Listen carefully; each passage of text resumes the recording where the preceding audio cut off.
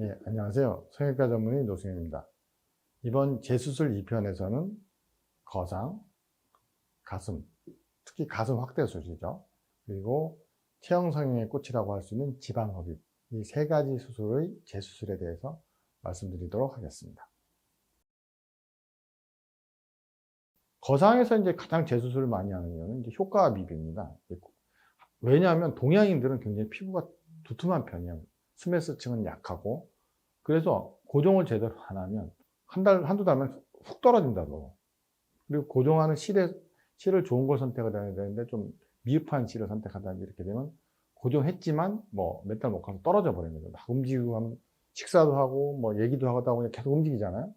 근데 고정해 놓은 게 떨어질 수밖에 없잖아요. 뚝뚝뚝. 그래서 한두 달 만에 효과가 거의 없어지는 그런 경우가 있습니다. 그래서 이 거상 역시 또 경험이 많으신 분들한테 하시면서 장기적인 추적 관찰을 했을 때 장기적인 결과가 좋으신 분들한테 하는 게 당연한 거겠죠.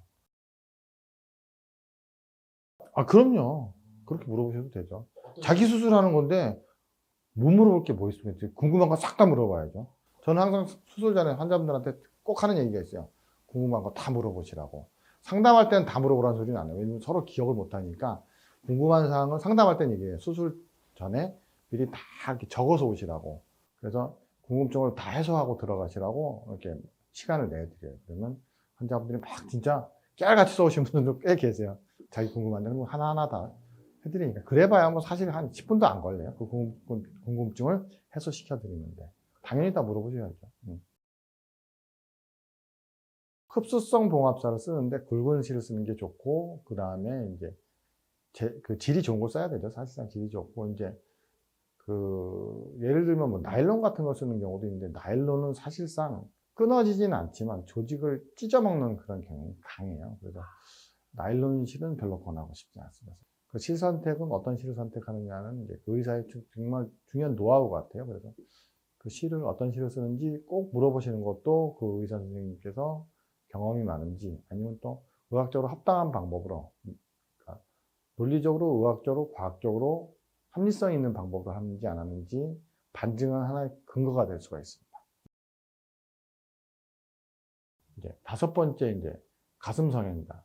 가슴 성형에서는 진짜 중요한 포인트들이 몇 가지가 있는데, 첫 번째가 보형물 선택이에요. 심지어는 뭐 1,000만 원이다 뭐 이런 백도 있는데, 저는 그거는 권하지 않아요, 솔직히. 왜냐면 이게 가슴의 촉감 때문에 이제 그런 비싼 백을 선택하는 경우가 많은데, 촉감은 구축이 결정됩니다. 그 구축이 뭐냐? 우리가 이물질이 몸에 들어오면 이물질을 파기에 의해서 우리 몸에서는 면역 반응을 일으킵니다. 그러면 그 우리 몸에 들어온 이물질, 즉 가슴 보형물이 이물질이겠죠. 그 이물질을 싸게 돼요. 섬유성 조직을 막 싸게 됩니다. 파괴하려고. 근데 이게 너무 두껍게 형성이 되면 쫄아들면서 단단해지고 촉감이 나빠집니다. 심지어는 모양도 미어지게 되죠. 그래서 결국은 이 구축을 안 생기게 하는 그러한 경험이 많으신 분들한테 수술을 하시는 게 촉감을 결정짓는 가장 중요한 요소인 거지, 절대 백이 결정짓지 않습니다. 괜한 비싼 백 하실 필요 없고, 싼 백이라도, 싼 가슴 보형물이라도 수술이 잘 되고 관리가 잘 된다면 촉감은 얼마든지 자연스럽고 좋은 촉감을 얻을 수 있습니다. 두 가지 경우로 볼 수 있어요. 이게 단순한 실리콘 보형물, 다시 말해서 안에 실리콘 겔이 들어있는데, 이제 코에시브 겔이라고 스스로 서로들 응축하는 겔이 있어요. 이건 사실 그렇게 급하진 않아요. 그래도 빨리 가야겠지만 이제 잘 이제 보호한 상태에서 가시는 게 좋겠죠. 근데 만약에 이 실리콘 겔이 침습성을 가진 실리콘, 즉 다시 말해서 스스로 뭉쳐지는 코에시브 겔이라는 게 있는데, 그 코에시브 겔 타입이 아니라 침습할 수 있는 형태의 만약 실리콘 겔을 하신 분이라면은 초응급에 해당할 수도 있어요. 왜냐하면 이제 피부로, 그러니까 조직 안으로 침투해 들어가면 찾기도 힘들고 제거하기도 힘들어요. 그래서 그냥 다 필요 없고 그냥 119 부르시는 게 제일 좋습니다. 제가 봤을 때 119 불러서 바로 성형외과 전문병원, 특히 뭐 가슴 성형 많이 하는 데도 좋고, 하여튼 뭐 응급수술이 가능한 그런 병원으로 가는 게 좋다고 봅니다. 왜냐하면 하시라도 빨리 제거하고 들어가서 침습되기 전에, 조직으로 침습되기 전에 빨리 제거를 해야 되기 때문에 꼭 그렇게 하시는 게 좋다고 생각합니다. 코에시브 겔 타입을 넣으신 분들은 그렇게 급하진 않지만 그래도 빨리 가시는 게 좋겠고. 네. 그거는 사실상 이제 요즘에는 해당되는 게 아니고, 옛날에 아까 좀 전에 말씀드린 침습성 보형물이라는 게 있었다고 말씀드렸잖아요. 침수성 보형물이 이제 유방암을 일으킨다 이런 문제가 생기니까 전면 생산 중단이 됐습니다. 그리고 대체 상품이 없잖아요. 그래서 겉은 실리콘 이제 시스로 쌓여 있고 안에는 생리식염수를 넣는 그러한 보형물을 쓴 적이 있어요. 근데 이 생리식염수 백이라고 우리가 표현을 하는데 이 생리식염수 백은 이제 시간이 지나면 조금씩 새 나와요, 단점이. 그러다 보니까 처음에 뭐 350cc, 뭐 600cc 뭐 이렇게 넣었다 하더라도 시간이 지나서 점점 빠져버린 거예요, 생리식염수가. 그래서 쪼그러드는 거죠. 그러다 보니까 10년 정도 되면 촉감도 별로 안 좋아지고 볼륨도 줄어서 다시 재수술을 해야 되는 경우가 많았습니다. 이거는 생리식염수백을 주로 사용하였던 뭐 한 25년 전, 20년 전 얘기고 지금은 다 코에시브 겔이라고 해서 실리콘 젤로 충진된 그런 가슴 보형물을 쓰기 때문에 이런 보형물은 수술만 잘 됐다고 정상적으로 됐다라면 평생 가져가는 겁니다. 네.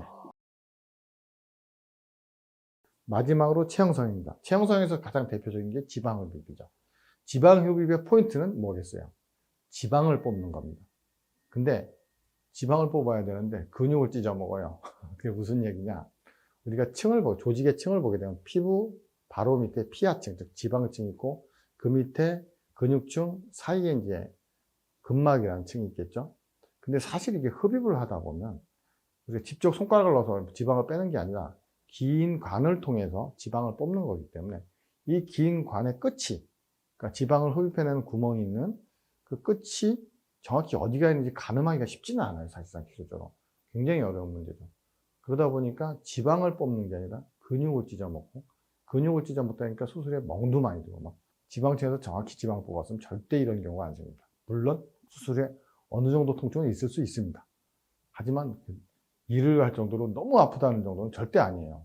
지방이식의 가장 중요한 포인트, 정확히 지방층을 찾을 줄 아는 그런 경험 많고 어떤 감각 있는 의사를 꼭 찾아서 재수술을 받기를 권해드립니다. 제일 위험한 게 이제 그 섬유화 또는 딱딱해지는 현상이죠.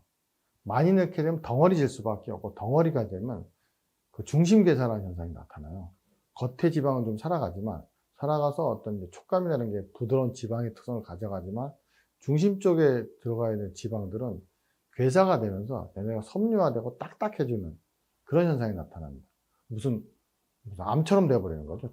촉지했을 때 느낌은. 특히 가슴에 그런 게 생기면 굉장히 문제가 되겠죠.